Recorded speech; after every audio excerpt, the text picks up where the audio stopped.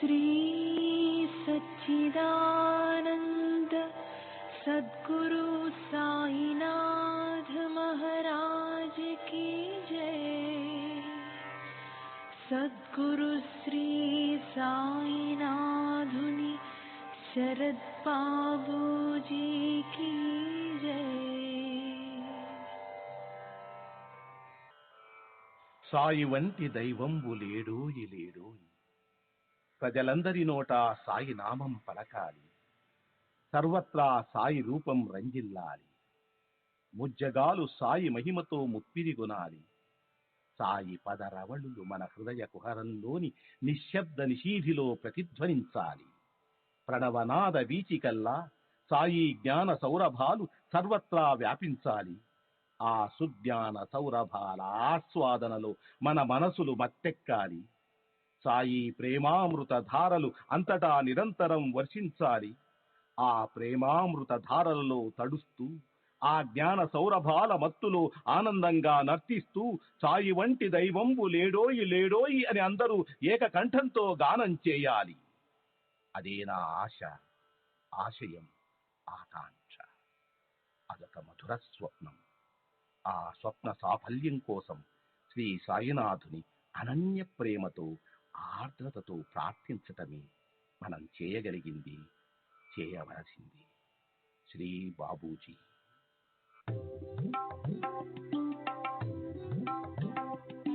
సాయి బాబా, సాయి బాబా, సాయి బాబా, సాయి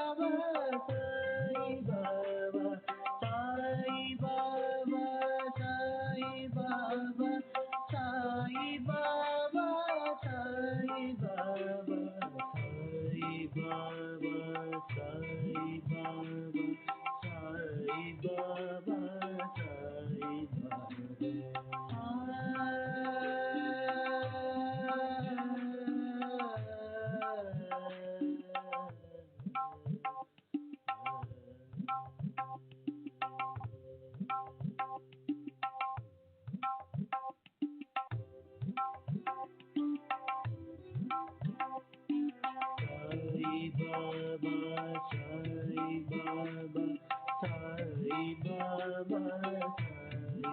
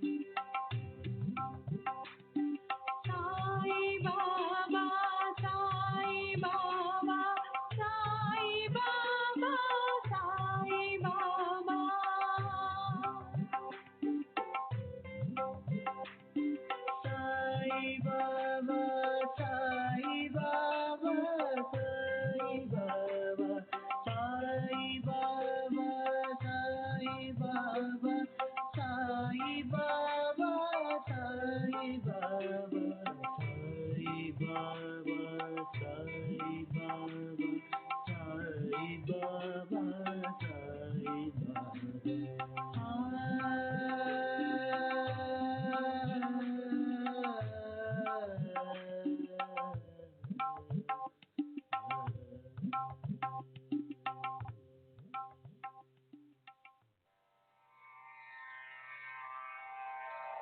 श्री सच्चिदानंद सद्गुरु साईनाथ महाराज की जय। सद्गुरु श्री साईनाथुनि शरद बाबू जी की जय।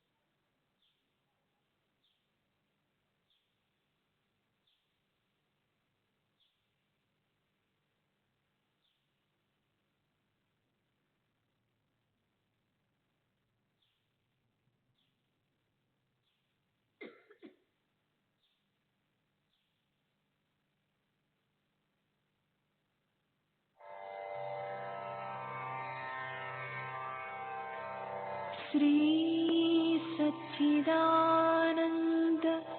सद्गुरु साईनाथ महाराज की जय। सद्गुरु श्री साईनाथुनि शरद बाबूजी की जय।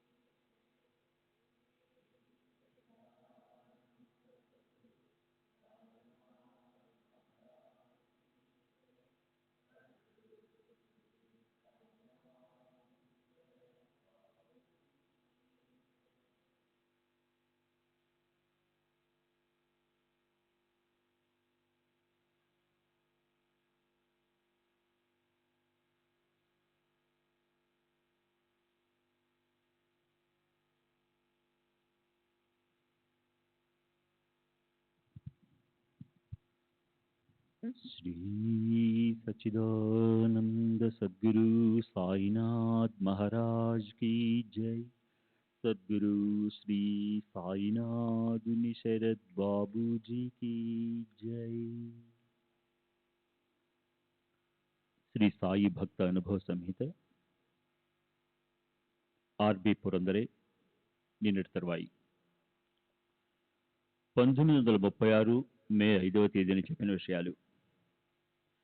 బాబా ప్రతిదినం వేకువజామున దుని దగ్గర దక్షిణాభిముఖంగా స్తంభాన్ని ఆనుకుని కూర్చొని ఏదో చేస్తూ ఉండేవారు. ఏం చేస్తుంటారో నాకు తెలియదు.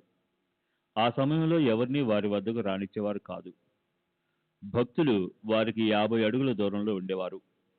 సేవకులు మాత్రం చిమ్మడం, శుభ్రం చేయడం, దునిలో కట్టెలు వేయడం మొదలైన పనులు చేస్తూ ఉండేవారు. బాబా ఆ సమయంలో యాదేహక్ వంటి పదాలను ఉచ్చరిస్తూ ఉండేవారు. కానీ అవి దూరంగా ఉన్న మాకు అరుదుగా వినబడేవి. వారు తరచుగా భగవంతుడి యజమాని, రక్షించువాడు, అల్లా మాలిక్, అల్లా వలీహై అనేవారు. నేను ఒకసారి షిరిడి వెళ్ళడానికి నిర్ణయించుకుని ఆఫీసుకు సెలవు పెట్టాను. మా అమ్మకు కూడా చెప్పాను. నేను మరుసటి రోజు సాయంత్రం షిరిడి బయలుదేరవలసింది. కానీ ఆ రోజు రాత్రి బాబా నా కలలో కనిపించి షిరిడి రావద్దు అని చెప్పారు. బాబా అలా ఎందుకు చెప్పారా అని నేను ఆశ్చర్యపోయాను. నేను వారి ఆదేశం మేరకు షిరిడి వెళ్ళడం మానుకుని ఆఫీస్కి వెళ్ళాను. అకస్మాత్తుగా ఆ మర్నాడు నుండి వర్క్షాప్ కార్మికులందరూ సమ్మె ప్రారంభించారు. ముందు అనుకున్నట్లుగా నేను ఆ రోజు షిరిడి వెళ్ళి ఉంటే నాకు సమ్మెలో భాగముందని అధికారులు అనుమానించి నాపై చర్య తీసుకునేందుకు అవకాశం ఉండేది. బాబా నన్ను షిరిడి రాకుండా ఆపి వీటన్నిటి నుండి రక్షించారు. ఇంజనీర్గా పనిచేస్తున్న రఘునాథ్ ముకుంద్ గారి మనవడు యశ్వంతరావు 1911 లేక 1912లోనో గురు పూర్ణిమకు నా వెంట షిరిడి వచ్చాడు. అప్పుడు షిరిడిలో కలరా ప్రబలుంది. యశ్వంతరావు నాకన్నా ముందుగా ఊరికి తిరిగి వెళ్ళదలుచుకోలేదు. కానీ అతని ఇంటికి వెళ్ళమని ఆదేశిస్తూ బాబా ఊది ఇచ్చారు. అయినా అతను బయలుదేరదలుచుకోలేదు. బాబా దగ్గర సెలవు తీసుకున్నాడు కనుక వెళ్ళడమే మంచిదని అతనికి నేను చెప్పాను. కానీ అతను షిరిడిలోనే ఉండిపోయాడు. ఆ రాత్రి అతనికి కలరా సోకి మరునాటి ఉదయం చనిపోయాడు. మేగుడు మరణించడానికి 2-3 రోజుల ముందు అనారోగ్యంతో ఉన్నప్పుడు బాబా అతనికి ఊది ఇచ్చారు. అతను మరణించినప్పుడు బాబా చూడడానికి వెళ్ళారు. అతని శవాన్ని పూలతో కప్పి కన్నీరు కార్చారు. అంతేకాదు, శవాన్ని దహనం చేసినప్పుడు శ్మశానానికి కూడా వెళ్ళారు. నేను ఒకసారి షిరిడి నుండి ఇంటికి బయలుదేరాను. ఆ రోజు సోమవారం, అంటే సంత జరిగే రోజు. మన్మాడు వెళ్లే చివరి రైలు కోపరగాంలో సాయంత్రం 6:30 గంటలకు బయలుదేరుతుంది. కానీ బాబా 4:30 గంటల వరకు వెళ్ళడానికి అనుమతించలేదు. అంతేకాదు, రేగేను నాతో బయలుదేరమన్నారు. మేము ఎడ్ల బండి మాట్లాడుకుని బయలుదేరాం. గోదావరి తీరం చేరేసరికి 6:45 అయింది. అక్కడి నుండి గోదావరి దాటి కోపరగాం 7:45 చేరాం. అప్పటికి మేము వెళ్ళవలసిన రైలు వెళ్ళిపోయింది. ఆ రోజుల్లో 6:30 గంటల తర్వాత కోపరగాం నుండి మన్మాడుకు వెళ్లేందుకు రైళ్లు లేవు. అయితే ఆ రోజు ఒక స్పెషల్ రైలు నడుస్తుందని, అది 8:15 వస్తుందని స్టేషన్లో తెలిసింది. ఆ రైలులో మన్మాడు చేరి అక్కడి నుండి ఇంటికి చేరుకున్నాము. మొదటిసారి బాబాను దర్శించడానికి వెళ్ళినప్పుడు నన్ను శాలకు వెళ్ళమన్నారు. నాకు అర్థం కాలేదు. శాల అంటే రాధాకృష్ణ ఇల్లని దీక్ష చెప్పాడు. నేను అక్కడికి వెళ్ళాను. ఆమె తలుపు తీయకుండానే ఎవరని అడిగింది. నేను చెప్పాను. కానీ ఆమె నన్ను లోనికి రానిలేదు. నేను 10 నిమిషాలు అక్కడే నిరీక్షించి మసీదుకి వెళ్ళాను. బాబా శాలకు వెళ్ళావా అని అడిగారు. వెళ్ళాను, కానీ ఆమె తలుపు తీయలేదని వారికి చెప్పాను. మళ్ళీ వెళ్ళు అని ఆదేశించారు. నేను మళ్ళీ వెళ్ళగానే ఆమె తలుపు తీసి నా కాళ్లపై పడి ఏడవసాగింది. నేనెంతో ఆశ్చర్యపోయాను. ఆమె ప్రవర్తన నాకు అర్థం కాలేదు. ఆనాటి నుండి ఆయి చనిపోయేంత వరకు మాతృప్రేమను నాకు పంచింది. నేను కూడా ఆమెను తల్లివలే ప్రేమించసాగాను. ఆమె నాకు సర్వస్వం అయింది. ఆమె ఇచ్చే ఆదేశాలు పాటిస్తూ షిర్డీలో నేను ప్రతి నిమిషం బాబా సేవలో గడిపేవాడిని.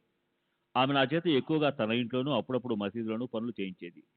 ఆయి ఒక విచిత్రమైన స్వభావం కలది. ఆమె భక్తి పారవస్యంలో పాటలు, కీర్తనలు ఎంతో శ్రావ్యంగా పాడేది. ఒక్కొక్కసారి పాటను మధ్యలో ఆపి విపరీతంగా నవ్వసాగేది, లేదా గద్గద స్వరంతో పాడుతుండేది, లేదా వెక్కిళ్ళు పెట్టి ఏడుస్తూ పాడలేక ఆపేసేది. నేను ఆఫీసు సెలవు పెట్టి షిరిడి వెళ్ళేవాడిని. కానీ సెలవు ముగిసిన తర్వాత కూడా తరచూ బాబా నన్ను షిరిడీలోనే ఉంచేవారు. 1912లో ఒకసారి సెలవు ముగిసిన తర్వాత దీర్ఘకాలం షిరిడీలోనే ఉంచేశారు. షామా తదితరులు బాబా దగ్గరికి వెళ్ళి పురందర యొక్క యజమాని అతడిని తప్పుపడతాడేమో, అతడిని వెళ్ళనివ్వండి అని ప్రార్థించారు. బాబా నేనే అతని యజమానిని అంటూ నన్ను షిరిడీలోనే ఉంచేశారు. ఇలా ఆ సంవత్సరంలో సెలవు ముగిసిన చాలా రోజులకు ఒక గురువారం రోజున 1 గంటకు తిరిగి ఆఫీస్కి వెళ్ళాను. నేను సెలవు తీసుకోకుండా ఆఫీసుకు గైర్హాజరైనందుకు ఫోర్మెన్ సంజాయిషి అడుగుతూ ఉన్నతాధికారికి ఫిర్యాదు చేశాడు. నేను ఏమీ జవాబు చెప్పకుండా రాజీనామా పత్రాన్ని సమర్పించాను. ఉన్నతాధికారి అయిన విల్సన్ నన్ను పిలిపించి, ఇన్ని రోజులు ఎక్కడున్నావని అడిగారు. షిరిడిలోని సాయిబాబా వద్దనున్నానని సమాధానమిచ్చాను. అతను విషయం అంతా తెలుసుకుని మారు మాట్లాడకుండా నా రాజీనామా పత్రాన్ని ఇచ్చించి చెత్తబుట్టలో వేశాడు. ఉన్నతాధికారి చేసిన పని ఫోర్మెన్కు నచ్చలేదు, కానీ నన్నేం చేయలేకపోయాడు. ఉన్నతాధికారి ఫోర్మెన్తో, అతను నీ క్రింది ఉద్యోగి కానీ పనివాడు కానీ కాదు అని నన్ను ఉద్దేశించన్నాడు. 6 నెలలు గడిచిన తరువాత నాకు ప్రమోషన్ వచ్చింది. అదే ఫోర్మెన్ నా క్రింది ఉద్యోగి అయ్యాడు. శ్రీ సచ్చిదానంద సద్గురు సాయినాథ్ మహారాజ్ కీ జై. సద్గురు శ్రీ సాయినాథ్ శరద్ బాబూజీ కీ జై.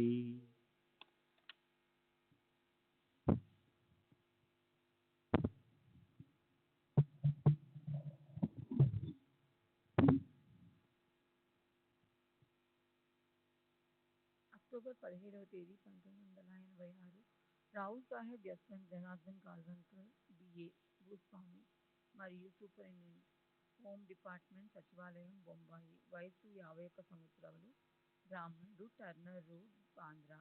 నేను మొట్టమొదట 1911లో మా మామగారైన శ్రీ దాబోల్కర్ మరి కొందరు బంధువులతో కలిసి షిరిడీ వెళ్ళి బాబాను దర్శించాను. వారు ఒక గొప్ప మహాత్ములని విన్నా అప్పుడు నేను ఏ విధమైన ప్రాపంచిక పారమార్థిక లబ్ధిని ఆశించి షిరిడీ వెళ్ళలేదు. ఇలా 4-5 సార్లు వెళ్ళిన తర్వాత వారి పట్ల నా ఆసక్తి పెరిగింది. ఒకసారి బాబా నా కలలో కనిపించి ₹2 దక్షిణ అడిగారు. నేను మరుసటి రోజు వాటిని మనీ ఆర్డర్ ద్వారా షిరిడీ పంపాను. వారు కలలో దక్షిణ అడగటమే కాక నీతి నిజాయితీలతో మెలగమని, సచీలత, ఇంద్రియ నిగ్రహము కలిగి ఉండమని 2 విలువైన ఆదేశాలు ఇచ్చారు. నేను ఆ ఆదేశాలను శ్రద్ధ పట్టుదలతో ఆచరించాను. 1917లో అనుకుంటాను బాబాను దర్శించినప్పుడు వారు నా తలపై తమ హస్తాన్ని ఉంచారు. అది నాపై అద్భుతమైన ప్రభావాన్ని చూపింది. నన్ను నా పరిసరాలను మరిచి నేను ఆనంద పారవస్యంలో ఉండిపోయాను. వారప్పుడు అక్కడున్న ఇతర భక్తులతో నా గత జన్మ వృత్తాంతాల గురించి వివరించారు. నేను పూర్వజన్మలో నీతి నిజాయితీ గల సచీలునని, ఆ జన్మలో నేను పొందిన స్థితులు రూపాలను అనుసరించి బాబానే ప్రస్తుత జన్మలో నన్ను నా తల్లి గర్భంలో ప్రవేశపెట్టారని, ఈ జన్మలో కూడా నేను నీతి నిజాయితీలను నిలబెట్టుకుంటున్నానని బాబా వాళ్లతో చెప్పారు. ఈ విషయమంతా భక్తుల ద్వారా ఆ తర్వాత విన్నాను. క్రిస్మస్ మరియు ఇతర సెలవులప్పుడు నేను బాబాను దర్శించడానికి వెళ్ళేవాడిని. బాబా నా సెలవుకు మించి ఎక్కువ రోజులు నన్ను ఎప్పుడూ షిరిడీలో ఉంచలేదు. నాకు బాబాపై భక్తి విశ్వాసాలు ఉన్నాయి. వారు నాకెప్పుడూ అద్వైతము, ఆత్మసాక్షాత్కారము, ఆధ్యాత్మిక విషయాల గురించి బోధించలేదు. కానీ ఒకసారి షిరిడీ వెళ్ళినప్పుడు నేను ఈ 3.5 మూరల శరీరానికి మాత్రమే పరిమితం కాలేదు. నేను అంతటా ఉన్నాను. ప్రతి చోట నన్ను దర్శించవచ్చు అని పలకడం నేను విన్నాను. నేను భగవద్గీత, భాగవతంలోని ఏకాదశ స్కందమైన ఏకనాథ భాగవతాన్ని నిత్యం పారాయణ చేసేవాడిని. ఈ గ్రంథాలు పారాయణ చేయమని దీక్షిత్ జోగులను ఆదేశించినట్టుగా బాబా నన్ను ఆదేశించలేదు. కానీ శ్రీ సాయిబాబా ఇచ్చిన స్ఫూర్తితోనే నేను ఈ పారాయణ చేస్తున్నానని నా నమ్మకం. మహాసమాధి చెందడానికి ముందు వారితో సన్నిహిత బంధం ఏర్పరచుకోలేకపోయినందుకు నేను ఇప్పటికీ బాధపడుతుంటాను. అప్పుడు నేను చిన్నవాడిని కాబట్టి ఇప్పుడున్నంత శ్రద్ధ నాలో ఉండేది కాదు. బాబాను దర్శించిన వారిలో ఆత్మసాక్షాత్కారం పొందడానికి అర్హత ఉన్నవారు కొద్దిమంది మాత్రమే. వారిలో కూడా ఉన్నత స్థాయిని సాధించిన వారు కొందరే. నేను మొదటిసారి షిరిడీ వెళ్ళినప్పుడు జరిగిన సంఘటన ఇది. బాబాను దర్శించడానికి వాడా నుండి మసీదుకు వెళుతుండగా బాబా దక్షిణ అడుగుతారనే విషయం దారిలో గుర్తుకొచ్చింది. తిరిగి వాడాకెళ్ళి ₹2 తీసుకుని మసీదుకు వెళ్ళాను. బాబాను దర్శించినప్పుడు వారు దక్షిణ అడిగారు. నేను ₹2 సమర్పించాను. వారు అంతకు మించి దక్షిణ అడగలేదు. నేను సమర్పించదలిచిన ₹2 మాత్రమే తీసుకున్నారు. వారి అంతర్యామిత్వానికి ముగ్ధుడినయ్యాను. బాబా నాకు ప్రసాదించిన దానితో నేను సంతృప్తిగా జీవితం కొనసాగిస్తున్నాను. శ్రీ సచిదానంద సద్గురు సాయినాథ్ మహారాజ్ కీ జై. సద్గురు శ్రీ సాయినాథ్ శరత్ బాబూజీ కీ జై.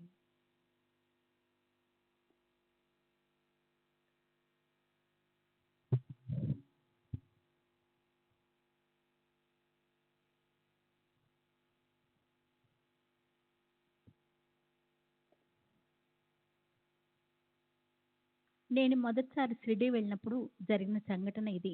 బాబాను దర్శించడానికి వాడా నుండి మసీదుకు వెళ్తుండగా బాబా దక్షిణ అడుగుతారనే విషయం దారిలో గుర్తుకొచ్చింది. తిరిగి వాడాకెళ్ళి ₹2 తీసుకొని మసీద్కి వెళ్ళాను.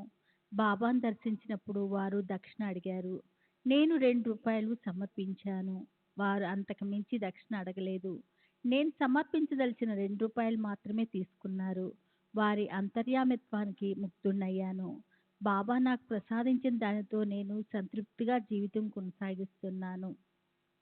1921లో అనుకుంటాను నేను నా కుటుంబంతో కాశీ ప్రయాగ యాత్రలకు బయలుదేరాను. మేము ప్రయాగలో ఒక గైడ్ని ఏర్పాటు చేసుకున్నాము. అతను ప్రయాగలో ఉన్న పవిత్ర ప్రదేశాలన్నింటినీ చూపించాడు. మేము భరద్వాజాశ్రమంలో ఉన్నప్పుడు అక్కడ ఈ వాతావరణం నన్నెంతో ప్రభావితం చేసింది. మాకెవరైనా సత్పురుషుని దర్శనం లభించేటట్లు చేయమని బాబాను ప్రార్థించాను. మహాత్ములు ఎవరైనా అక్కడ ఉంటే వారి దగ్గర తీసుకెళ్ళమని గైడ్తో చెప్పాను. మేము భరద్వాజాశ్రమం విడిచిన 4-5 నిమిషాలకు మా గైడు టాంగాను ఒకచోట ఆపి అక్కడున్న గొప్ప మహాత్ముని చూపించాడు. వారి గడ్డము వారి గడ్డము ఛాతీ కింద వరకు పెరిగి ఉంది.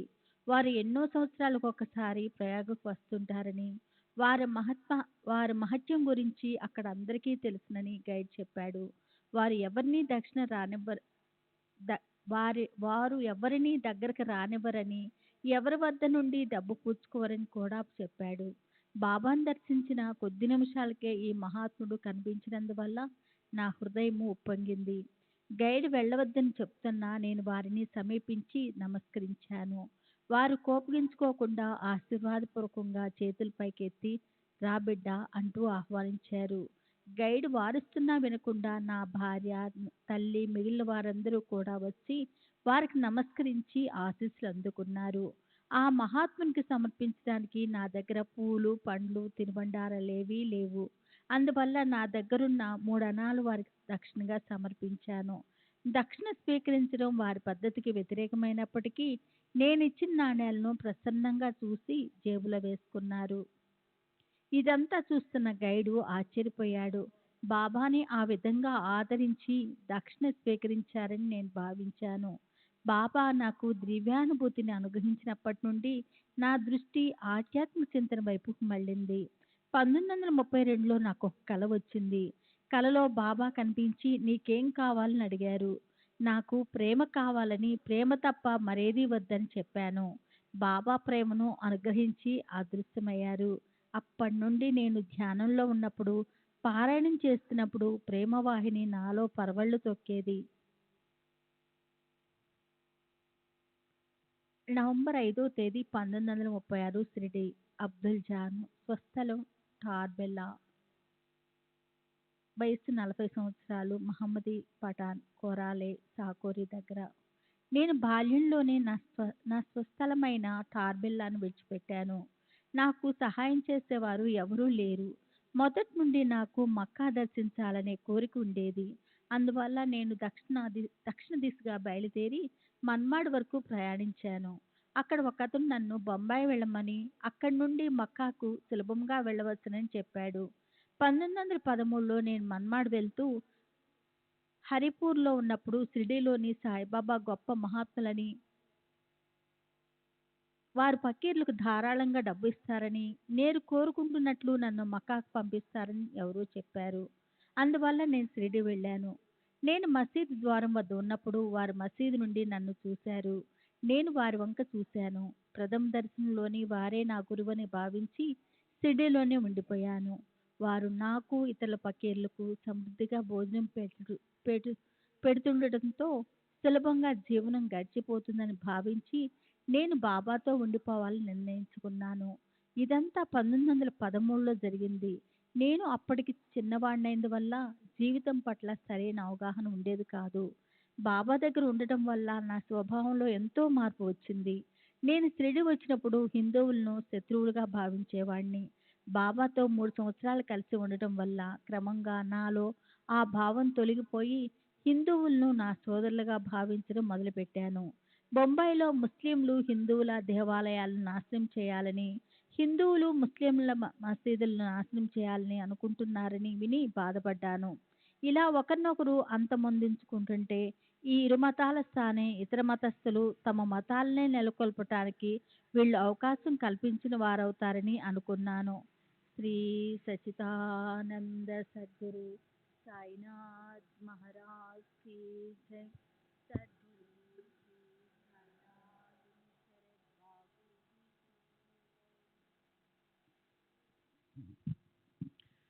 బాబా మహాసమాధి చెందేటప్పటికి నా వయసు 22 సంవత్సరాలే కనుక ఆధ్యాత్మికంగా చెప్పుకోతగినంత లబ్ధిని పొందలేకపోయాను.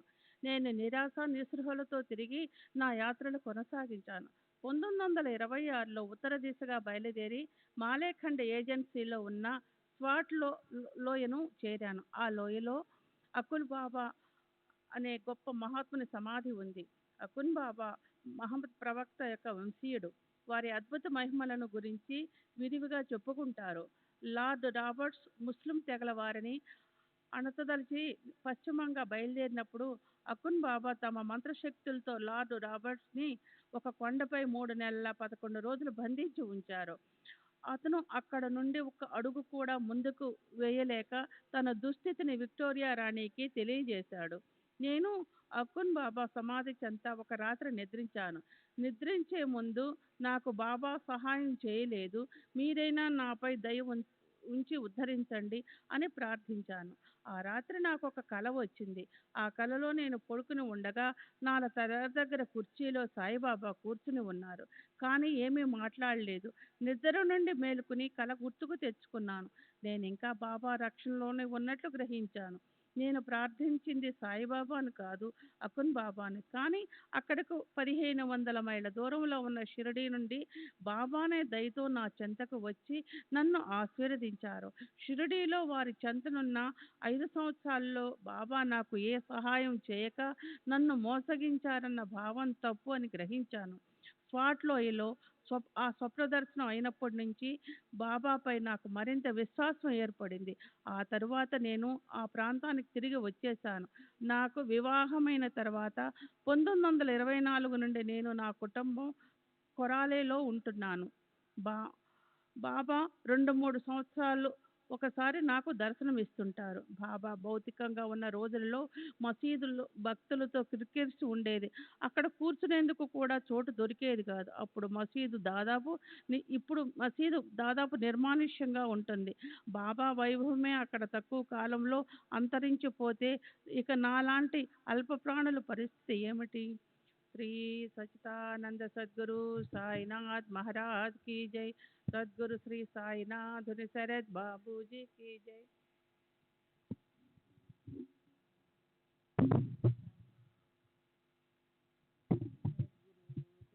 సాయినాథ్ శరద్ బాబూజీ की जय.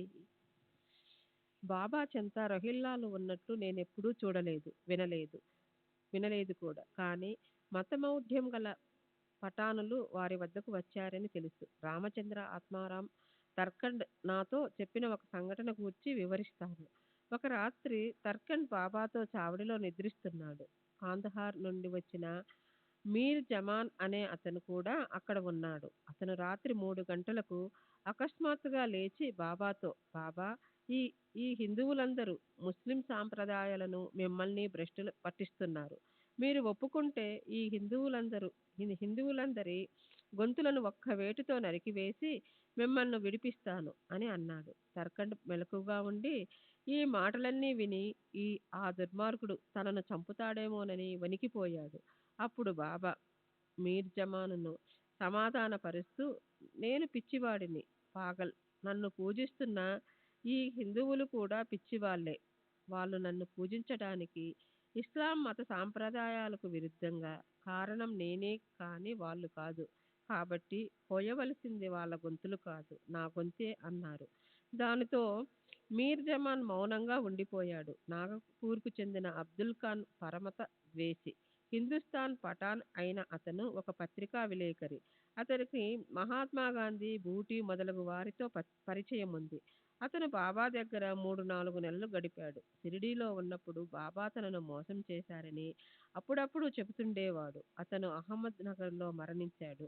ఒకసారి అబ్దుల్ ఖాన్ నానా చాప్టర్ను కొట్టాడు. అతని నేరం రుజువైనందున కోపర్గాం మెజిస్ట్రేట్ 15 రూపాయల జరిమానా విధించాడు. జరిమానా కట్టేందుకు అతని దగ్గర డబ్బు లేదు.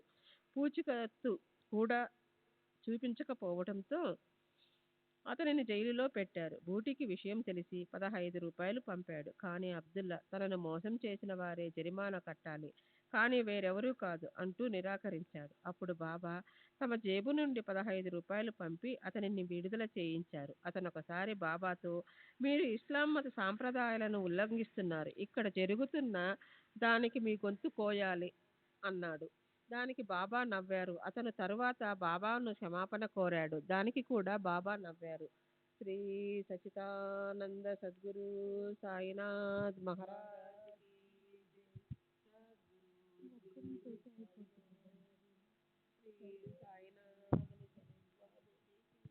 శ్రీ సచ్చిదానంద సద్గురు సాయినాథ్ మహారాజ్ की जय. सद्गुरु श्री సాయినాథుని శరత్ బాబూజీకి జై. బాబా సశరీరులుగా ఉన్నప్పుడు ఒక భక్తుడు, బాబా మీరు సమాధి చెందిన తర్వాత మీ ప్రారంభం మీతోనే అంతరించిపోతుందేమో అనే సందేహం వ్యక్తం చేశాడు. అప్పుడు బాబా సమాధి నుండే కర్రలతో కొడతాను అనడం నేను విన్నాను. అంటే తన భౌతిక శరీరం లేనంత మాత్రాన తమ ప్రభావం, కర్తవ్య నిర్వహణ ఆగిపోదని అర్థం. అక్టోబర్ 20వ తేదీ 1936. Chakranarayana, police deputy superintendent reader, వయసు సుమారు 50 సంవత్సరాలు, క్రైస్తవుడు, థానా. 1918లో బాబా సమాధి చెందినప్పుడు నేను కోపర్గాంలో ఫౌజ్దారుగా పనిచేస్తున్నాను. మొదట్లో నేను బాబాను విశ్వసించేవాడిని కాదు. బాబా ఆదాయ వ్యవహారాలు పరిశీలించేందుకు ప్రభుత్వం వారు నన్ను నియమించారు. మొదట్లో బాబాను అనుమాన దృష్టితో పరిశీలించినప్పటికీ క్రమంగా నాకు వారిపై ఎంతో గౌరవభావం ఏర్పడింది. బాబాలో నాకు నచ్చిన మొట్టమొదటి విషయం, వారు కాంతా కనకాల వలన ఏమాత్రమూ చలించేవారు కాదు. ఎందరో స్త్రీలు వచ్చి వాళ్ళ శిరస్సులను బాబా పాదాలపై ఉంచి నమస్కరించి వారి సన్నిధిలో కూర్చునేవారు. బాబా చలించేవారు కాదు. బాబా వాళ్ళ వంక ప్రశంసనాపూర్వకంగా కానీ మోహంతో కానీ చూసేవారు కాదు. వారు బంధాలకు అతీతులు. ఇక డబ్బు విషయాలలో బాబాను క్షుణ్ణంగా పరిశీలించాము. వారికి డబ్బంటే గడ్డిపోచతో సమానం. భక్తులు స్వచ్ఛందంగా వారికి దక్షిణలు సమర్పించేవారు. దక్షిణ ఇవ్వని వారిని ద్వేషించడం, నిందించడం, నిరాదరించడం జరిగేది కాదు. భిక్ష విషయంలో కూడా అంతే. ఎవరేది పెట్టినా తీసుకొని అందరికీ పంచేవారు. దక్షిణల విషయాలలో కూడా ఇలాగే జరిగేది. బాబా తమకు వచ్చిన దక్షిణలను మొత్తాన్ని భక్తులకు ధారాళంగా ఇచ్చేసేవారు. మరో అద్భుతమైన విషయం ఏమిటంటే, ఒక్కొక్క రోజు వారికి దక్షిణల రూపంలో వచ్చిన మొత్తం కంటే ఎక్కువ మొత్తం భక్తులకు పంచేవారు. అధికంగా పంచిన డబ్బు ఎక్కడి నుండి వచ్చిందో మాకు అర్థమయ్యేది కాదు. దీనిని బట్టి వారికి దివ్య శక్తులు ఉన్నట్లు గ్రహించాము. బాబా సమాధి చెందిన తర్వాత వారి దగ్గరున్న డబ్బు మేము స్వాధీనం చేసుకున్నాం. అది కేవలం 16 రూపాయలు మాత్రమే. బాబా అన్ని మత సాంప్రదాయాలను గౌరవించేవారు. వారికి కుల, మత, వర్గ విచక్షణ గాని, పేద గొప్ప భేదం గాని వారెవరినీ చులకనగా చూసేవారు కాదు. అందరూ వారికి సమానులే. నేను మొదట షిరిడీ వెళ్ళినప్పుడు ఒక భక్తుడు బాబాతో, ఈ ఫౌజ్దారు క్రైస్తవుడు అని చెప్పాడు. అందుకు బాబా, అయితేనేం, అతను నా సోదరుడు అన్నారు. ఓసారి ఒక పోలీస్ అధికారి వచ్చి బాబాను దర్శించాడు. బాబా అతనిని దక్షిణ అడిగారు. అతను తన దగ్గర డబ్బు లేదని చెప్పాడు. బాబా, నీ పర్సు తెరిచి చూడు, అందులో 50 రూపాయలు ఉన్నాయి అన్నారు. అతను పర్సు తీసి ఆ డబ్బును బాబాకు సమర్పించాడు. బాబా ఆ మొత్తంలో కొంత మాత్రమే తీసుకుని మిగతాది ఆ అధికారికి తిరిగి ఇస్తూ, ఈ డబ్బుని నీ దగ్గరే ఉంచుకో, దీని అవసరం నీకు త్వరలోనే వస్తుంది అన్నారు. అతను వెళ్ళిపోయాడు. తర్వాత బాబా చెప్పినట్లు అతనికి ఒక సమస్య ఎదురై అందులో నుండి బయటపడడానికి ఆ డబ్బుని ఖర్చు పెట్టవలసి వచ్చింది. తర్వాత అతను కృతజ్ఞతతో ఆ మొత్తాన్ని బాబాకు పంపాడు. బాబా మహాసమాధి చెందినప్పుడు జప్తు చేయబడిన వారి ఆస్తులకు సంబంధించిన వ్యవహారాలలో నేను సంస్థానకు సహాయపడ్డాను. బాబా ఆస్తుల పంపకం విషయంలో ప్రజా అభిప్రాయాలను సేకరించాను. నేను ఇచ్చిన వివరాల ఆధారంగా మమల్తాదార్ మ్యాజిస్ట్రేట్ పంపకానికి సంబంధించిన ఉత్తర్వులు జారీ చేశాడు. దీని వలన సంస్థానకు ఎన్నో ఇబ్బందులు తప్పాయి. బాబా ఊది సర్వ రోగాలను నయం చేస్తుంది. సెప్టెంబర్ 26వ తేదీ 1936, బాంద్రా. జోసెఫ్ ఫౌజ్దార్, వయసు 46 సంవత్సరాలు, క్రైస్తవుడు, టర్నర్ రోడ్, బాంద్రా. నేనెప్పుడూ షిరిడీ వెళ్ళలేదు. నా స్నేహితుల ద్వారా బాబాను గురించి విని వారి ఫోటో ఒకటి తెప్పించుకున్నాను. కానీ వారిని పూజించేవాడిని కాదు. అద్భుత శక్తులున్న మహాత్మునిగా భావించి గౌరవించేవాడిని. 1917లో గజానన్ నార్వేకర్ అన్నతడు తీవ్ర జ్వరంతో బాధపడసాగాడు. అతని కుమారుడు 500 రూపాయలు తీసుకుని వెళ్ళి బాబాకు సమర్పించాడు. ఆ డబ్బు తీసుకోగానే బాబా జ్వరంతో వణక ఆరంభించారు.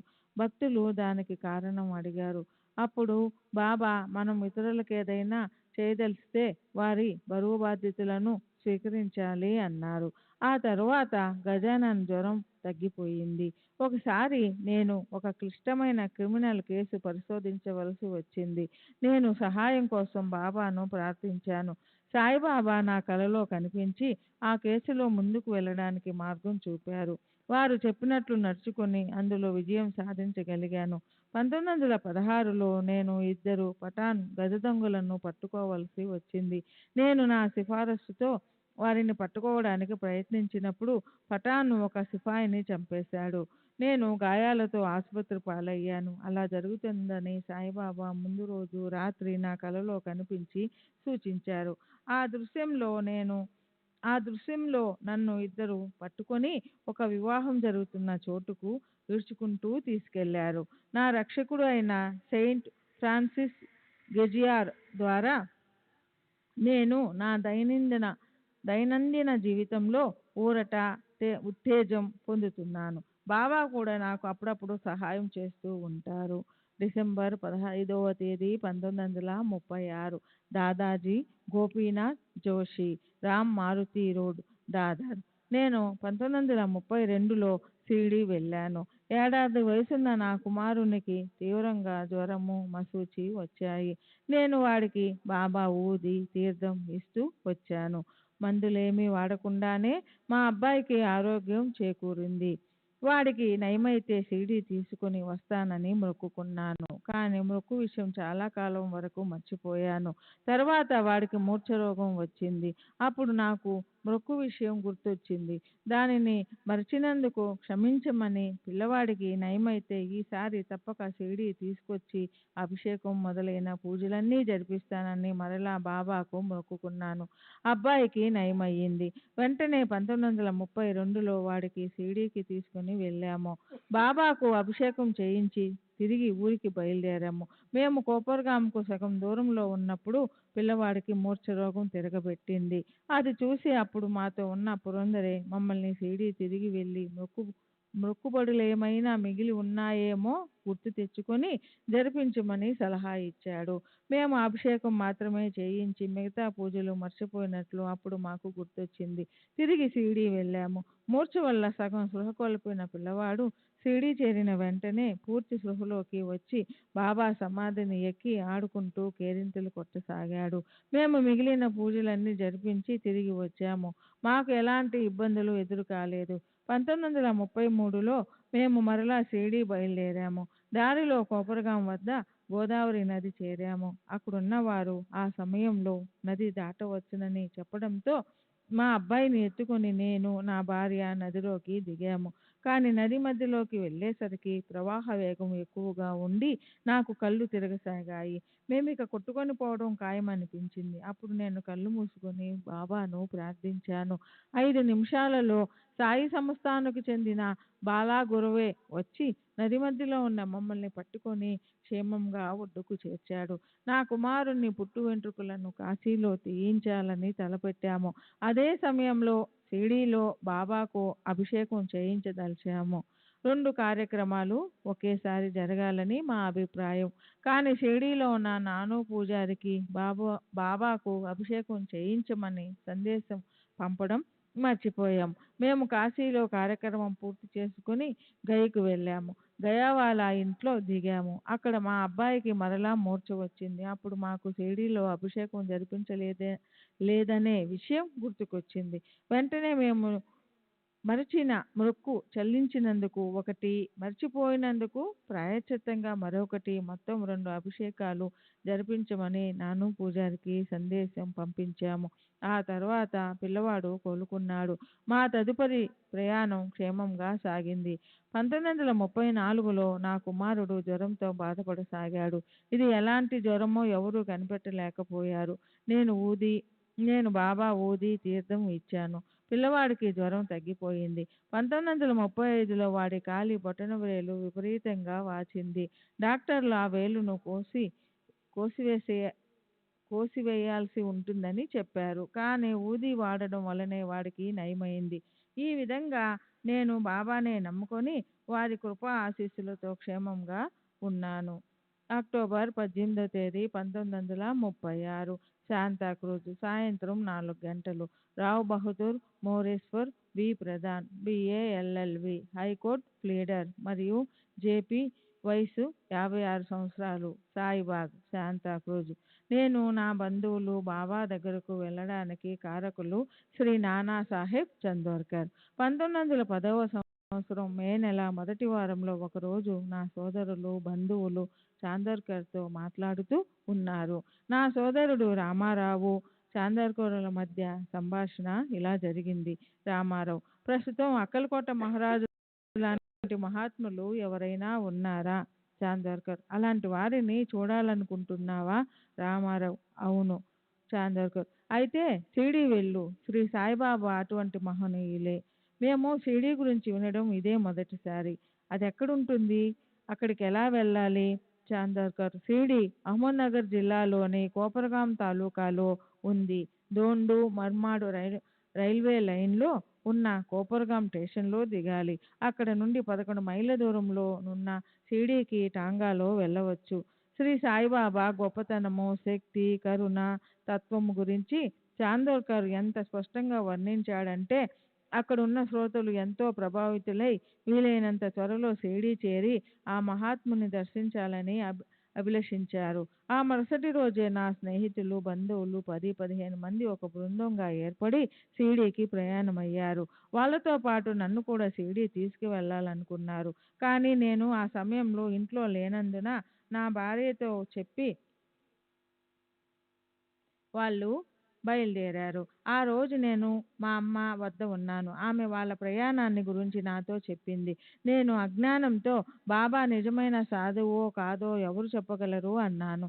షిరిడీ వెళ్ళిన వాళ్ళు తిరిగి వచ్చిన తరువాత ఆ బృందంలోని నా సోదరుని కలిశాను.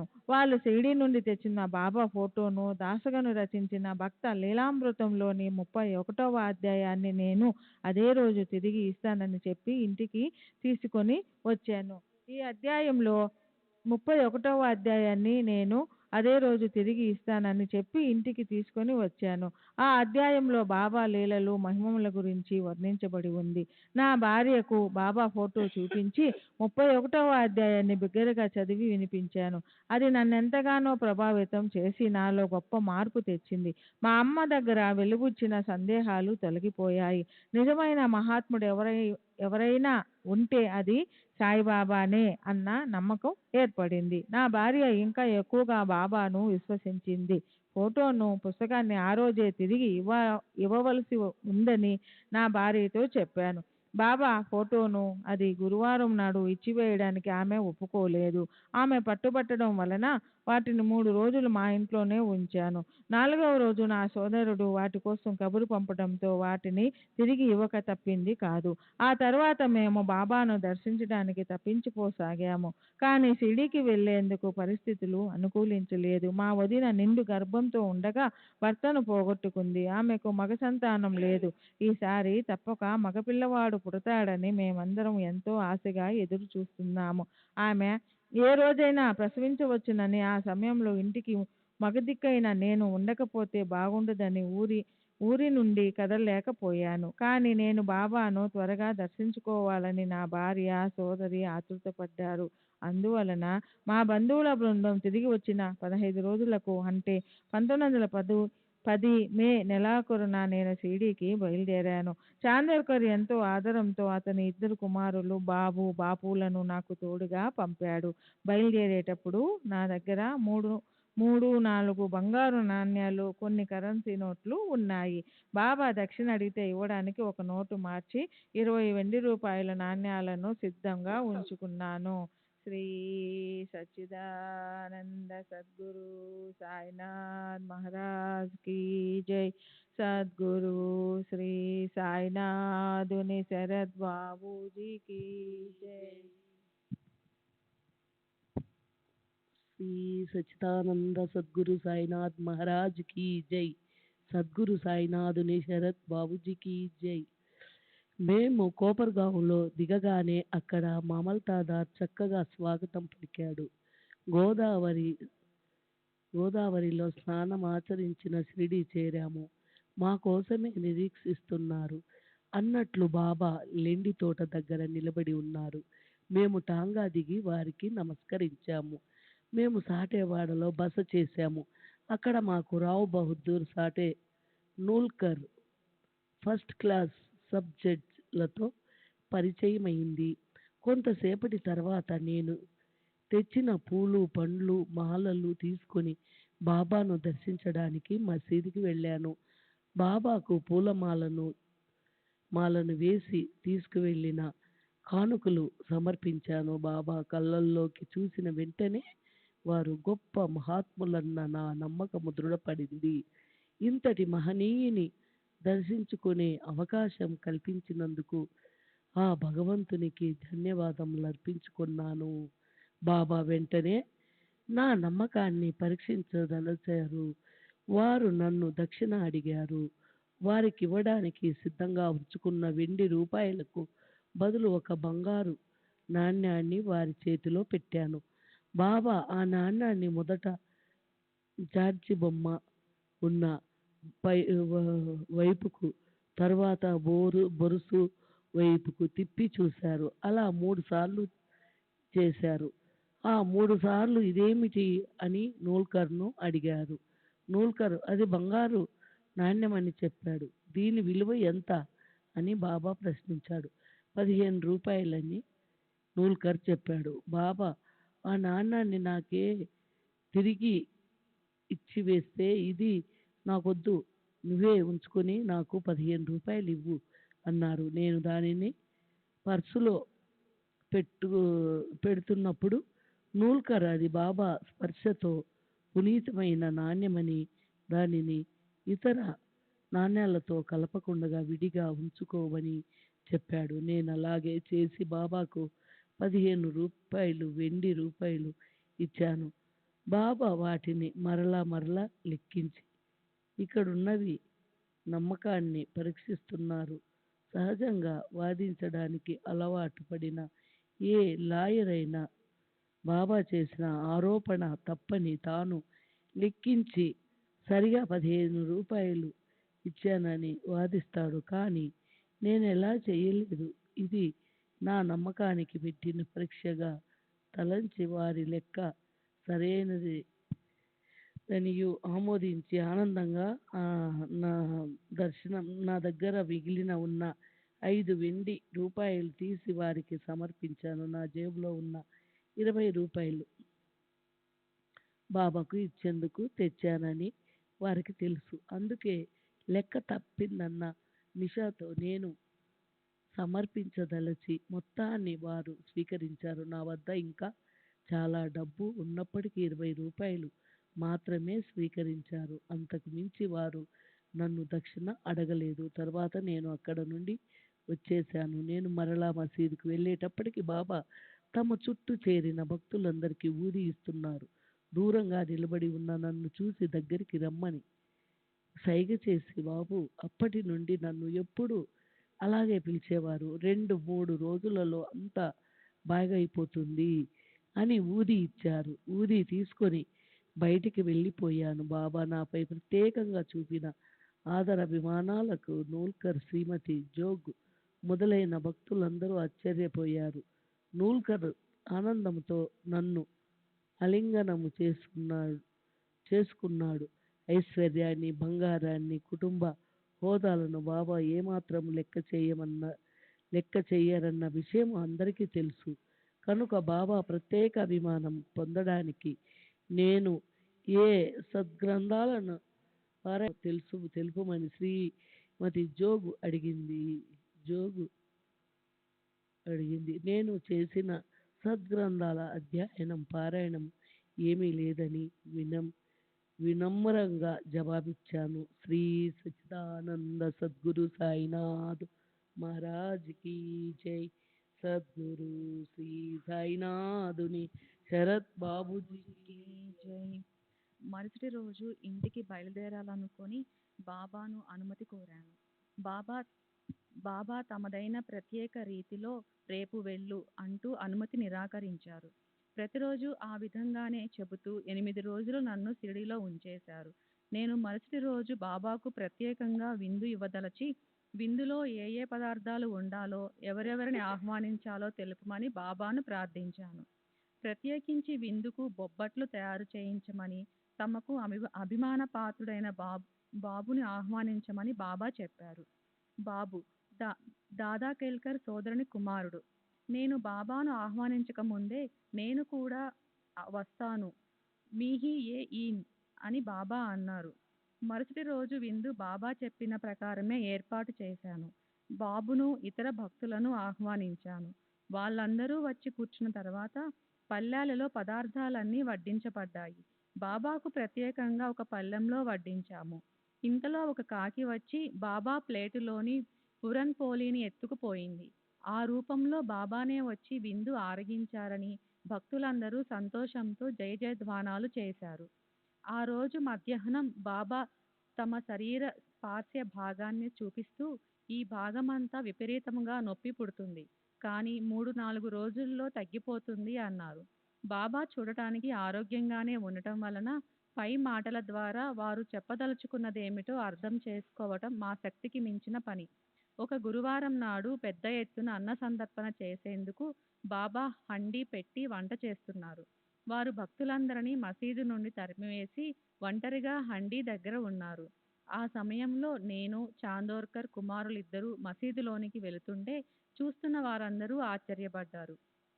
అయితే బాబా మమ్మల్ని కోపడకపోగా సాదరంగా ఆహ్వానించారు. బాబా మాకు ప్రత్యేక దర్శనం ఇవ్వడానికే భక్తులందరినీ బయట పంపించి వేసినట్లున్నారు. తర్వాత వారేదో చిన్నగా పాడుతున్నట్లు అనిపించింది. వారు ఆ పాటను 3వసారి పాడుతున్నప్పుడు కాయరే ఆపల కాయ్హు మనావే శ్రీరామ జయరామ జయ జయ రామ అని వినిపించింది. ఆ పదాలు వినగానే ఉద్వేగానికి లోనయ్యాను. బాబా పాదాలపై నా శిరస్సునుంచాను. నా కళ్ళల్లో ఆనంద బాష్పాలు పెల్లుబికాయి. బాబా పలికిన పలుకులే మా కులగురువైన హరిబువ నాకు ఉపదేశించిన మంత్రం. హరిబువ తాతగారైన ఆత్మారాంబువ మా ముత్తాత గారి గురువు. వీరి పూజ కొరకు ముంబయి ఠాకూర్ ద్వారలో ఒక దేవాలయం నిర్మించబడింది. ఈ విధంగా గురువు ఉపదేశించిన మంత్రం పట్ల బాబా నాలో శ్రద్ధను, గౌరవాన్ని పునరుద్ధరించారు. నేను అడగకపోయినా నా ఆధ్యాత్మిక లబ్ధికై ఎంతో శ్రద్ధ కనబరచడం చూసి అశ్రునయనాలతో బాబాకు కృతజ్ఞతలు సమర్పించడం కన్నా నేను చేయగలిగింది ఏమీ లేదు. తర్వాత బాబా హండీ దగ్గర నిలబడి ఉడుకుతున్న వంటకాన్ని సమంగా కలిసేలా గరిటెతో కాక తమ చేతితో కలియబెట్టారు. అది చూసి నేను ఆశ్చర్యపోయాను. చేతితో కలియబెట్టినప్పటికీ బాబా చేయి కాలలేదు, బొబ్బలెక్కలేదు. అకస్మాత్తుగా మధ్యాహ్నం బాబా మా ముగ్గురిని లెండీకి తీసుకువెళ్లారు. అది సాధారణంగా వారు లెండీకి వెళ్లే సమయం కాదు. అక్కడ బాబా కొన్ని గుంటలు తవ్వి నా చేతికి కొన్ని మొక్కజొన్న విత్తనాలిచ్చి ఆ గుంటలలో పెట్టించి వాటిపై మట్టి కప్పి నీళ్లు పోయమన్నారు. తర్వాత మేము మసీదుకు తిరిగి వచ్చాము. ఆ లెండీ తోటనే 7-8 సంవత్సరాల తర్వాత బాబా సమాధి చెందిన వెంటనే నేను కొన్నాను. బాబా మమ్మల్ని వారం రోజులు షిరిడీలోనే ఉంచిన తర్వాత తిరిగి వెళ్ళడానికి అనుమతినిచ్చారు. బాబు చాందోర్కర్ ఒక పళ్ళెం తెచ్చి బాబా పాదాల క్రింద ఉంచాడు. వారి పాదాలు అభిషేకించిన తర్వాత ఆ పాదతీర్థాన్ని ఇంట్లో వాడుకునేందుకు తీసుకున్నాడు. ఆ విధంగా చేయడం షిరిడీలో అప్పుడున్న పద్ధతులకు భిన్నమైనది. అప్పటి వరకు ఊది మాత్రమే ఇంటికి తీసుకువెళ్లేందుకు ఆమోదించేవారు. పాదతీర్థం ఆరతి సమయం అప్పుడు త్రాగటానికి మాత్రమే ఇచ్చేవారు. నేను బాబుని అనుసరించి మా అమ్మకు, ఇతర భక్తులకు ఇవ్వటానికి పాదతీర్థం తీసుకున్నాను. మేము మన్మాడ్ చేరగానే పంజాబ్ మెయిలు వచ్చింది. మా దగ్గర 3వ తరగతి టికెట్లు ఉన్నాయి. అవి తర్వాత వచ్చే రైలు ఎక్కడానికి మాత్రమే పనికి వస్తాయి. కానీ మెయిల్ ఎక్కడానికి రైల్వే నిబంధనలు ఒప్పుకోవు. కానీ ఆనందంలో అవేమీ పట్టించుకోకుండా మెయిల్ ఎక్కాము. మేము ముంబై చేరవలసిన సమయానికన్నా 4-5 గంటల ముందు చేరాము. తరువాత ఆ సమయం ఎంతో విలువైనదని తెలుసుకున్నాను. బాబా అనుగ్రహం వల్లే మేము త్వరగా ఇంటికి చేరుకోగలిగామని భావించాము. నేను ఇల్లు చేరగానే మా అమ్మకు పక్షవాతం వచ్చిన సంగతి తెలిసింది. షిరిడీలో బాబా తమ శరీర పార్శ్వభాగమంతా బాధిస్తున్నదని చెప్పిన సమయంలోనే ముంబైలోని మా ఇంట్లో మా అమ్మకు పక్షవాతం వచ్చిందట. వెంటనే డాక్టర్లను పిలిపించి చికిత్స మొదలుపెట్టారు. నా సోదరి, ఇతర బంధువులు షిరిడీలో ఉన్న నాకు కబురు పెట్టాలని అనుకున్నారు. కానీ అప్పుడు అక్కడే ఉన్న చాందోర్కర్ కబురు పెట్టాల్సిన అవసరం లేదని, నేను బాబా సన్నిధిలో ఉన్నంత వరకు మా అమ్మకు ఏమీ కాదని, అవసరమనిపిస్తే వెంటనే బాబా నన్ను పంపగలరని చెప్పాడు. మేము షిరిడీలో బయలుదేరిన రాత్రి ఇక్కడ మా అమ్మకు చికిత్స చేస్తున్న డాక్టరు ఆమెకు జ్వరం చాలా ఎక్కువగా ఉందని, ఆమె ప్రేవులు బిగుసుకుపోయి ఉన్నాయని, పరిస్థితి ప్రమాదస్థాయికి చేరుకుందని చెప్పాడు. రాత్రికి ప్రేవుల్లో కదలిక ఏర్పడితే ఆమె పరిస్థితి కాస్త మెరుగుపడుతుందని అన్నాడు. నేను ఆ తెల్లవారుజామున 4:30, 5 గంటలకు మా అమ్మ ఉన్న చోటికి చేరుకున్నాను. వెంటనే నేను ఆమెకు బాబా ఊది పాదతీర్థం ఇచ్చాను. ఆమెకు కొద్దిగా నిద్ర పట్టింది. శ్రీ సచ్చిదానంద సద్గురు సాయినాథ్ మహారాజ్ కీ జై.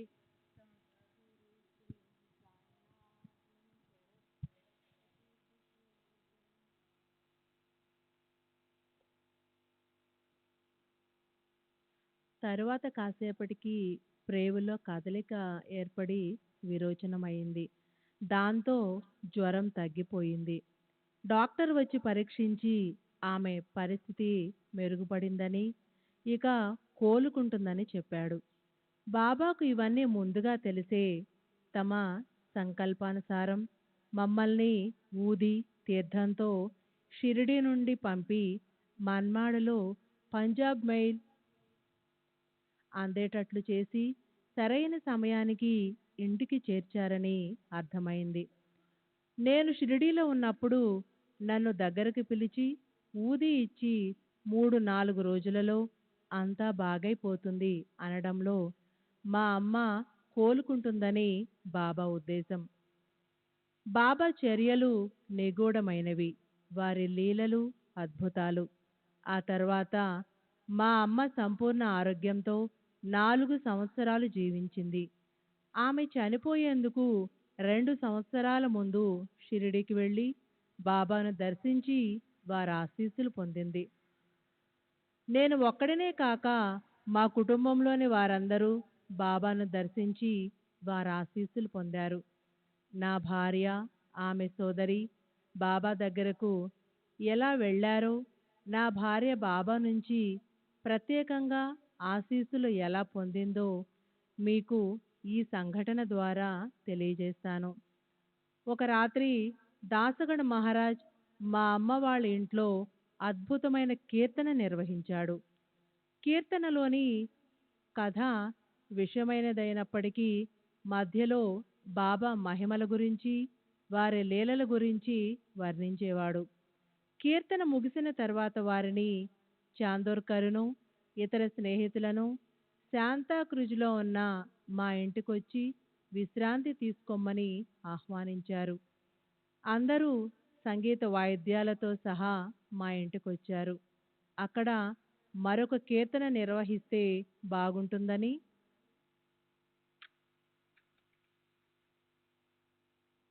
అందరూ తలచారు.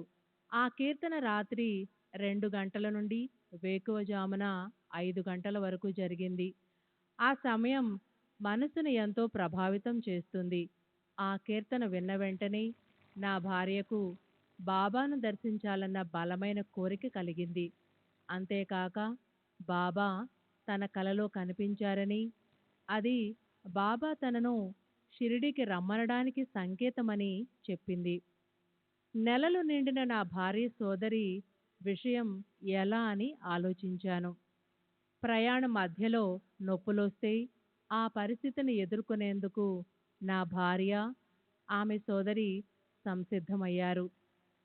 12 టిక్కెట్లు డబ్బు చెల్లించి మా కోసం ప్రత్యేకంగా ఓ సెకండ్ క్లాస్ రైలు పెట్టెను బుక్ చేశాను. ఆ రైలు పెట్టె మన్మాడు మీదుగా కోపరగాం చేరి తిరుగు ప్రయాణంలో మా కోసం అక్కడే ఉండేటట్లు ఏర్పాటు చేసుకున్నాను. ప్రయాణం ఎటువంటి ఇబ్బందులు లేకుండా సుఖంగా సాగింది. ఇక కోపరగాం చేరబోతున్నామనగా చాందోర్కర్ గారు మా కోసం స్టేషన్కు వస్తారేమోనని నా భార్య అన్నది. నేను చాందోర్కర్కు షిరిడి వెళుతున్నట్లు జాబు వ్రాసినప్పటికీ అతను వచ్చే అవకాశమే లేదని చెప్పాను. కానీ ఆమె ఊహించినట్లుగానే చాందోర్కర్ స్టేషన్కు వచ్చాడు. చాందోర్కర్కు సుస్థిగా ఉండటంతో షిరిడి వెళ్ళి ఉన్నాడు. అతనికి రోజు మార్చి రోజు జ్వరం వస్తూ ఉంది. మేము షిరిడి వెళ్ళే రోజు అతనికి జ్వరం వచ్చే రోజు ఒకటే అయింది. అయినప్పటికీ నా ఉత్తరం అందుకున్న అతను కోపర్గాం స్టేషన్కు వచ్చి మమ్మల్ని స్వాగతించేందుకు బాబా అనుమతి కోరాడు. బాబా వెంటనే అనుమతించారు. అది తెలిసి దీక్షిత్ బాబాతో చాందోర్కర్కు జ్వరం వస్తుందని, అందువల్ల తాను స్టేషన్కు వెళ్ళి మమ్మల్ని వెంటబెట్టుకొని వస్తానని అన్నాడు.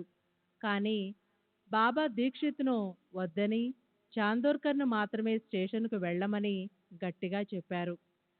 చాందోర్కర్ స్టేషన్లో కలిసి మమ్మల్ని స్వాగతించి మాకు ఘనమైన ఏర్పాట్లు చేశాడు. స్త్రీలకు సౌకర్యంగా ఉండే వసతి కల్పించాడు. మేము గోదావరిలో స్నానమాచరించి క్షేమంగా షిరిడి చేరాము. చాందోర్కర్ మా కోసం ఇంత శ్రమ తీసుకున్నప్పటికీ ఆరోగ్యపరంగా అతనికి కొంచెం కూడా ఇబ్బంది కలగలేదు.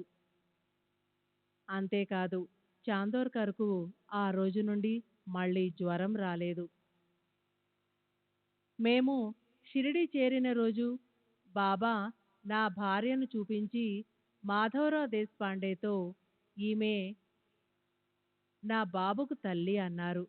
గర్భవతిగా కనపడుతున్న నా భార్య సోదరు గురించి బాబా చెబుతున్నారని చాందోర్కర్ అనుకొని ఆమెను చూపించి, మీరు మాట్లాడుతున్నది ఈమె గురించే కదా అని అడిగాడు. బాబా కాదని చెప్పి నా భార్యను చూపించి, నేను మాట్లాడింది ఈమె గురించి అన్నారు. ఆ రోజు నుండి సరిగ్గా 12 నెలలకు నా భార్య ఒక మగపిల్లవాడిని ప్రసవించింది. వాడికి బాబా నోటి నుండి వెలువడిన బాబు అన్న పేరే పెట్టాము. నామకరణ కార్యక్రమానికి దాసగణు, చాందోర్కర్ మొదలైన భక్తులందరూ వచ్చారు. ఆ కార్యక్రమం ఎంతో వేడుకగా, బాబా కరుణ, గొప్పతనాన్ని స్మరించుకునే విధంగా జరిగింది. నేను మొదటిసారి షిరిడి వెళ్ళినప్పుడు మసీదులో బాబా సన్నిధిలో ఉండగా గాలివాన వచ్చింది. ఎడతెగకుండా వర్షం కురుస్తోంది. ఇలా ఒక పావుగంట వరకు కొనసాగింది. నేనెప్పుడు వర్షం ఇలాగే కొనసాగితే నదులు వాగులు పొంగుతాయి. అప్పుడు నేను బొంబాయి వెళ్ళడానికి కష్టమవుతుంది. బాబా నన్ను తిరిగి వెళ్ళడానికి అనుమతి ఇవ్వరేమోనని అనుకున్నాను. అప్పుడు బాబా ఆకాశం వైపు చూస్తూ, ఓ దేవా, చాలు, ఇక వర్షాన్ని ఆపు. నా బిడ్డలు తిరిగి ఇళ్లకు వెళ్ళాలి. వారు కష్టపడకుండా ఇళ్లకు వెళ్ళని. అరే అల్లా ఆఖీ బర్సాత్ పురా కర్, మేరే బాల్ బచ్చే ఘర్ జానే వాలే హై ఉన్కో సుఖ్సే జానేదే అన్నారు.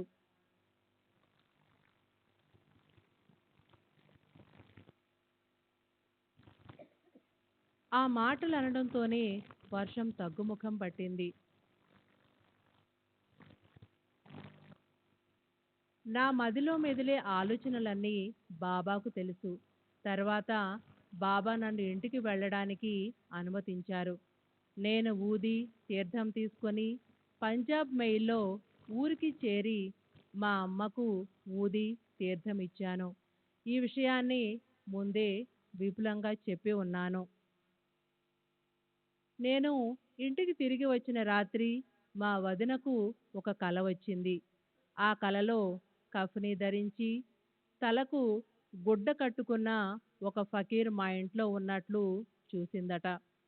నేను షిరిడీలో బాబా అనుమతి తీసుకుంటున్నప్పుడు నేను నీ వెంటే వస్తాను అన్న బాబా మాటలు నిజమయ్యాయని తోచింది. బాబా మా ఇంట్లోనే ఉన్నారు. శ్రీ సచ్చిదానంద సద్గురు సాయినాథ్ మహారాజ్ కీ జై. సద్గురు శ్రీ సాయినాథుని శరత్ బాబూజీ కీ జై.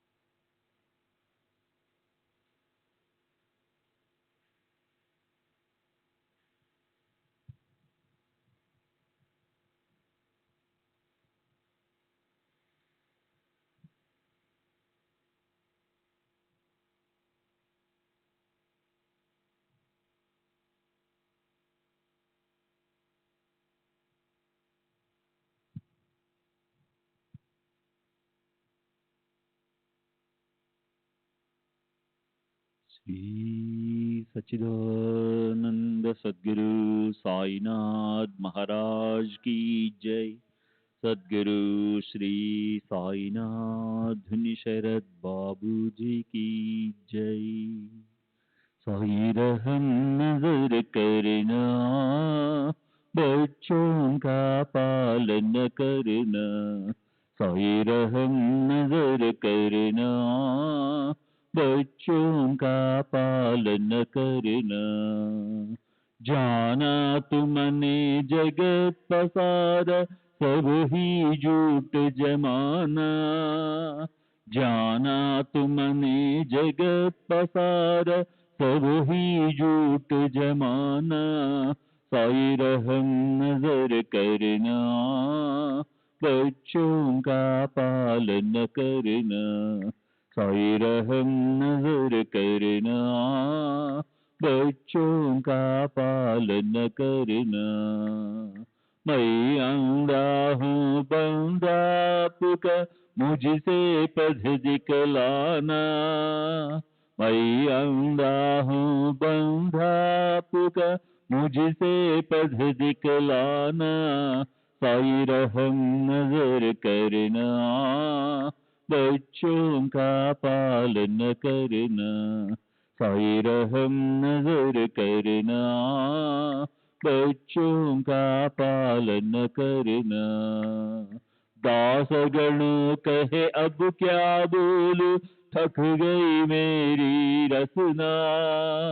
दासगण कहे अब क्या बोलूं, थक गई मेरी रसना। साई रहम नजर करना, बच्चों का पालन करना। साई रहम नजर करना, बच्चों का पालन करना।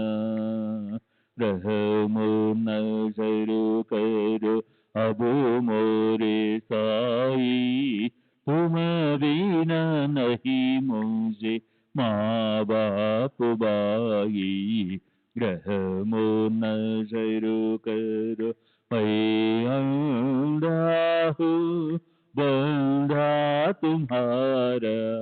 मैं अंधा हूँ बंदा तुम्हारा। मैं ना जानू, मैं ना जानू, मैं ना जानू अल्लाह इलाही। रहमो नजर करो, रहमो नजर करो अब मोरे साई। तुम बिना नहीं मुझे माँ बाप बाई। रहमो नजर करो काली जमाना मैंने गमाया। काली जमाना मैंने गमाया। साथी आखिर का, साथी आखिर का, साथी आखिर का तुम बिना कोई। रहमो नजर करो, रहमो नजर करो अब मोरे साई। तुम बिना नहीं मुझे माँ बाप बाई। रहमो नजर करो अपने मस्जिद का झाड़ू गणो है। अपने मस्जिद का झाड़ू गणो है। मालिक हमारे, मालिक हमारे, मालिक हमारे तुम बाबा साई। रहमो नजर करो, रहमो नजर करो अब मोरे साई। तुम बिना नहीं मुझे माँ बाप बाई। रहमो नजर करो। श्री सच्चिदानंद सद्गुरु साईनाथ महाराज की जय। సద్గురు శ్రీ సాయినాథుని శరత్ బాబూజీకి జై.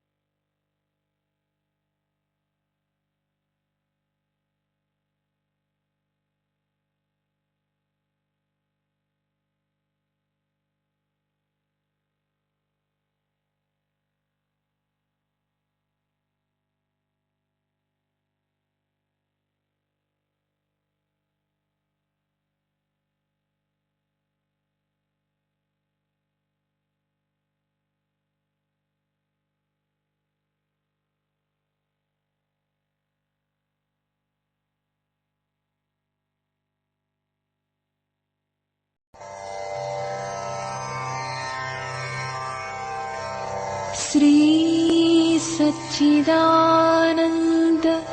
सद्गुरु साईनाथ महाराज की जय।